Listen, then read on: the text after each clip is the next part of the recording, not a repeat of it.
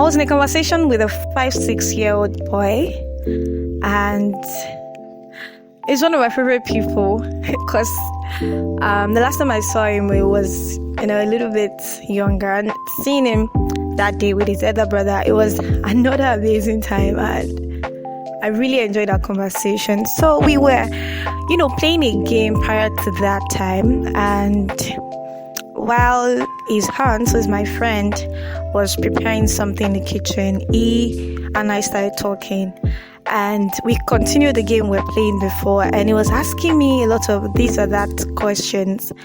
And so he would ask me, food or water? I told him you can't place both of them together because they are both important. It should be, if you're going to ask me questions on food, it should be rice or beans, that kind of thing. And we kept on going like that, and would ask me different questions. And so he asked me, electricity or light? And I'm like, what's the difference between the two? You have to clarify which of the electricity or light you're asking me.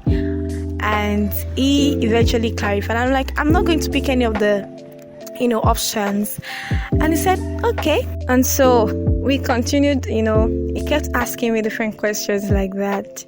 Eventually he asked me another question. Now I can't remember the question he asked me, and I said, no, I'm not picking any of the answers. Don't forget that I already told him that I was not going to pick any of the answers that he, any of the questions that he asked me the other time.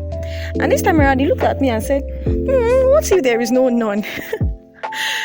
And after that time, so his sister came in, and then we talked about other stuff and played other games.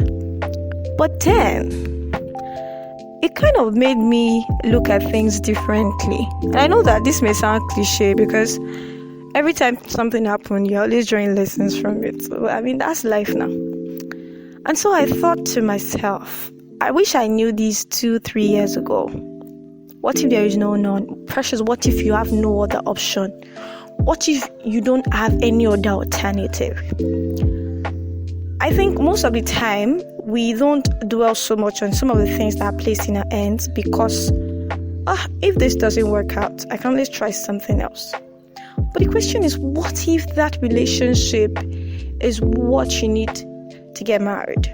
What if that job is what you need to scale up and level up? One of my friends will always say this, that it's because people think that there are other alternatives. That's why they always don't try harder. Take the dating scene, for instance, or like this, what we now call dating, relationship, and marriage. It's crazy because people meet somebody, they like them for different reasons, right? And eventually, maybe after some months, they realize that, this person doesn't do this for me, so I can't cope, so they leave. And they keep living like that. They have a track record of living relationships every time it gets bad. Now, I'm not saying that you should stay in toxic relationships, right? But you can actually work things out. There are still some differences that can be settled. And so my friend told me, he said, because people don't actually deal with these things, so they get married with the mentality of, if it gets bad, I'll leave. If it gets bad, I'll go. So there is already the option of divorce on the table even before the marriage starts. And I think that's the way it is too for me, because whenever I try to do something new, as soon as I know there is another alternative, there is another way out, I can always try. I don't actually try hard. This is why it's important to be self-aware, because I know the kind of person I am now. I didn't just realize that today, but every time I get faced with a particular situation, it makes me know myself more and more and more. I just remember, see, what if there's no none? What if you don't have any other alternative? What if there's no other way out? Won't you survive? Like, give this thing all your best. For somebody who is somewhat a perfectionist, I want everything to be perfect. I want everything to be in place before starting out. Now, I may never get another opportunity to do this. So this is just me saying to you, whoever it is that is watching, that before you give up that project, why don't you try again? Why don't you look at it and say, what if I do not have another option?